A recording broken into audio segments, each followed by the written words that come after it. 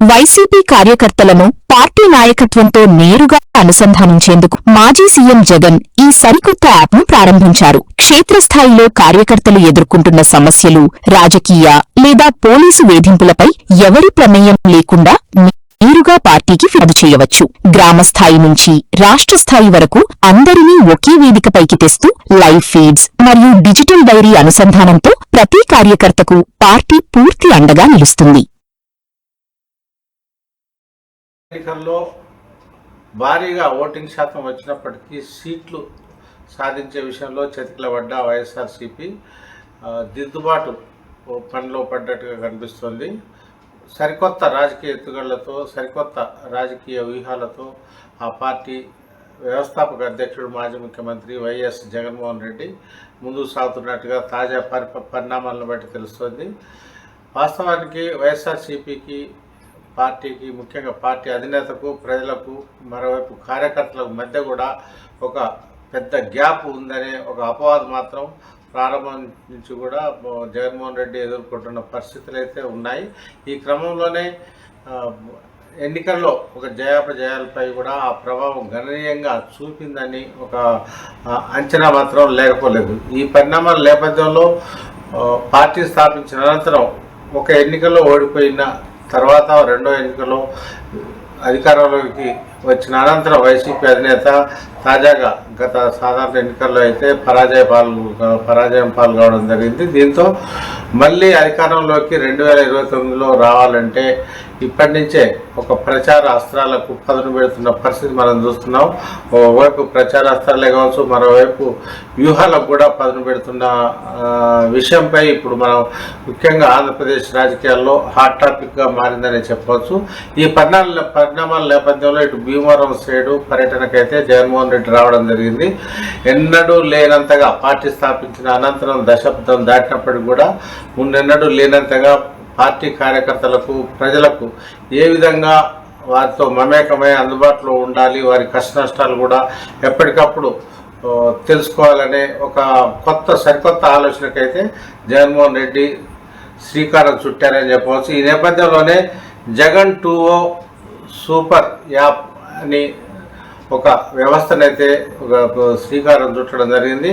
ముఖ్యంగా పార్టీ నాయకులు కావచ్చు, పార్టీ కార్యకర్తలు కావచ్చు, సోషల్ మీడియాలో ఏదైనా పోస్ట్ పెట్టినా సరే ప్రస్తుతం ఇప్పుడున్న ప్రభుత్వం ప్రోత్సాహం కావచ్చు, అటు పోలీసులు కూడా వాటిని తొలగిస్తున్న పరిస్థితిని అయితే బాగా లోతుగా పరిశీలించిన అనంతరం జగన్మోహన్ రెడ్డి ఈ యాప్ని అయితే ప్రారంభించారు.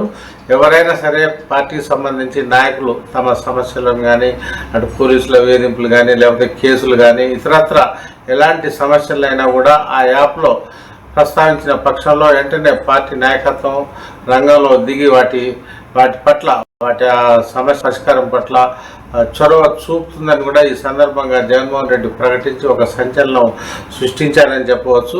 ఇది ఒక విధంగా చెప్పాలంటే కూటమి ప్రభుత్వానికి జగన్మోహన్ రెడ్డి సవాల్ విసిరినట్టుగా కూడా రాజకీయ పరిశీలకులు అయితే భావిస్తున్నారు. ప్రతి ఒక్కరు కూడా కార్యకర్తలు ఎప్పుడు రాష్ట్రంలో ఏ మూలలో ఎక్కడైనా సరే తమ ఇబ్బందులను, అటు వ్యక్తిగత ఇబ్బందులు ఉండొచ్చు, ఇటు పోలీసుల ఇబ్బందులు ఉండొచ్చు, ఇటు కేసుల పరంగా కావచ్చు, ఎలాంటి సమస్యలైనా యాప్లో ప్రస్తావించాలని ఆయన ప్రత్యేకంగా జగన్మోహన్ రెడ్డి సూచించడం జరిగింది. తద్వారా ప్రజలతో మమేకం కావడమే కాకుండా పార్టీని నమ్ముకున్న వారికి కూడా ఒక న్యాయం చేయాలనే, ఒక ముఖ్య సత్వర న్యాయం చేయాలనే ఒక దృఢమైన సంకల్పం ఈ యాప్ను ప్రారంభించడం ద్వారా మనకు స్పష్టంగా కనిపిస్తూనే ఉన్నది. దీనికి సంబంధించి ఇప్పటికే కేంద్ర పార్టీ స్థాయిలో కూడా కసరత్తు పూర్తయింది. ఈ వ్యవస్థకు ఇప్పటికే శ్రీకారం చుట్టిన నేపథ్యంలో ఇప్పటికే డిజిటల్ డైరీ వైఎస్ఆర్సీపీ పార్టీకి అయితే అధికారికంగా ఉంది. డిజిటల్ డైరీని కూడా దీనికి అంటే జగన్ 2.0 సూపర్ యాప్కి అయితే అనుసంధానం చేయాలని నిర్ణయించినట్టు కూడా జగన్మోహన్ రెడ్డి వెల్లడించడం జరిగింది. దీంతో పార్టీ దైనందిన కార్యక్రమాలు కావచ్చు, పార్టీకి సంబంధించిన ప్రెస్ మీట్లు కావచ్చు, పార్టీకి సంబంధించిన విధానపరమైన నిర్ణయాలు కావచ్చు, ఆందోళన కార్యక్రమాలు కావచ్చు, పార్టీకి సంబంధించిన వ్యూహాలు కావచ్చు, పార్టీకి సంబంధించిన కార్యాచరణ కావచ్చు, అన్నిటిని కూడా ఈ కొత్తగా ప్రారంభించిన జగన్ 2.0 సూపర్ యాప్లో పొందుపరుస్తామని కూడా జగన్మోహన్ రెడ్డి అధికారికంగా ప్రకటించారు. తద్వారా ఎప్పటికప్పుడు కార్యకర్తలు కానీ నాయకులు కానీ ఈ యాప్లో ప్రస్తావించే సమస్యలకు వెంటనే పరిష్కారం లభించే విధంగా కూడా ఒక నెట్వర్క్ను పార్టీ నేతలతో ఆయన జగన్మోహన్ రెడ్డి ఏర్పాటు కూడా చేయడం జరిగింది. సత్వర స్పందన ఉంటేనే ఈ యాప్ వల్ల ప్రయోజనం చేకూరుతుందనేది జగన్మోహన్ రెడ్డి ఆలోచనగా ఉన్నట్టు తెలుస్తుంది. గతంలో కూడా జగన్మోహన్ రెడ్డి దీనికి సంబంధించి పార్టీ క్యాడర్కు పార్టీకి మధ్య ఉన్న ఒక గ్యాప్ను గతంలో విస్మరించారు అనే ఒక అపవాదం అయితే ఎదుర్కొన్న పరిస్థితులు మనం ఉన్నాయి. అలాంటి పరిస్థితులను అధిగమించడమే కాకుండా 2029లో అధికార సాధన లక్ష్యంగా బహుముఖ వ్యూహాలకు పదును పెట్టే అవకాశాలు కూడా జగన్మోహన్ రెడ్డి శ్రీకారం చుట్టారని కూడా చెప్పవచ్చు. దీనికి సంబంధించి అయితే కేంద్ర పార్టీ కార్యాలయంలో తాడేపల్లిలో ఉన్న కార్యాలయంలో అయితే ఒక పూర్తిస్థాయి నెట్వర్క్ను ప్రారంభించిన క్రమంలోనే దీనికి సంబంధించి త్వరలోనే కొందరు బాధ్యులను కూడా ప్రకటిస్తారని కూడా జగన్మోహన్ రెడ్డి అయితే ప్రకటించడం జరిగింది. జగన్ 2 సూపర్ యాప్ సంబంధించి ప్రకటన చేసినప్పుడైతే ముఖ్యంగా గోదావరి జిల్లాలో పెద్ద ఎత్తున మంచి పాజిటివ్ స్పందన లభించింది. కేరింతలు కొట్టి పార్టీ నాయకులు కేడర్ కూడా జగన్మోహన్ రెడ్డి ప్రకటనను ఆస్వాదించడం అయితే జరిగింది.